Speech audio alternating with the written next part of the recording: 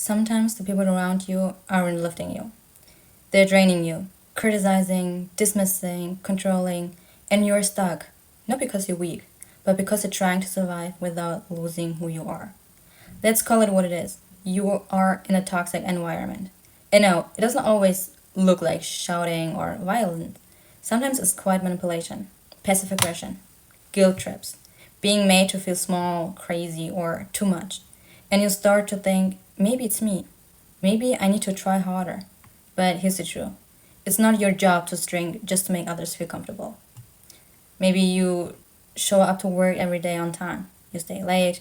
You take on more than you are paid for because you were thought to be grateful to even have a job, but your manager used that against you and they take credit for your ideas, etc. You start questioning your worth. You start silent in meetings and you apologize for things that were not your fault. You smile through it, but when you get home, you collapse on the bed, exhausted and numb. But you're not lazy. You're not weak. You're just burned out from trying to be enough in a place that was never built to value you. And there's what no one tells you. You can be high performing, responsible, kind, and still mistreated. That doesn't make you broken. It means the environment is. You don't have to fix yourself to survive there. You just have to see it for what it is and start building your way out. So, how do you function inside the fire and still rise? Step 1. Stop waiting for them to change. The boss would not suddenly wake up and treat you fairly. The toxic family member would not suddenly understand your boundaries. And that friend who shamed your growth would not one day cheer you on. So waiting only delays your healing. It's time to choose you, even if they never do. Step 2. Create inner distance. Still show up, still work, and still be respectful. But emotionally, detach. Stop internalizing their projections. What they say about you isn't true. It's insecurity with a loudspeaker.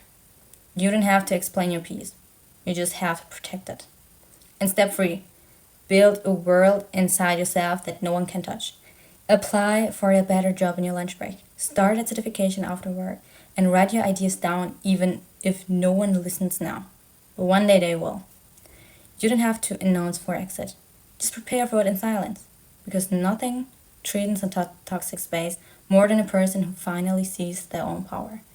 And now, maybe you have been gaslighted so often you second guess your voice, your vision.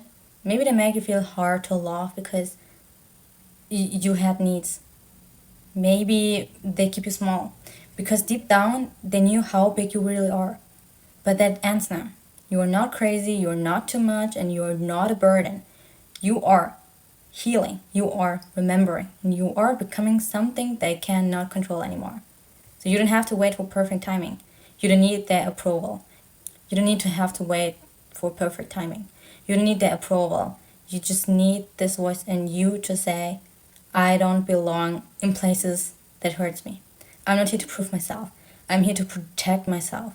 So if you needed this today, hold on to it and say it with me. Even in the storm, I am finding my way home. Even in the fire, I am not burning. I am becoming. And you are stronger than your surroundings. And one day soon, you won't just survive this. You will rise so far beyond it, they would not even recognize you anymore. And if you feel this in your chest, subscribe. Be here. Because this space is for you. The ones who grow where nothing good was planted. The ones who rise from rooms that tries to break them. You don't need their permission.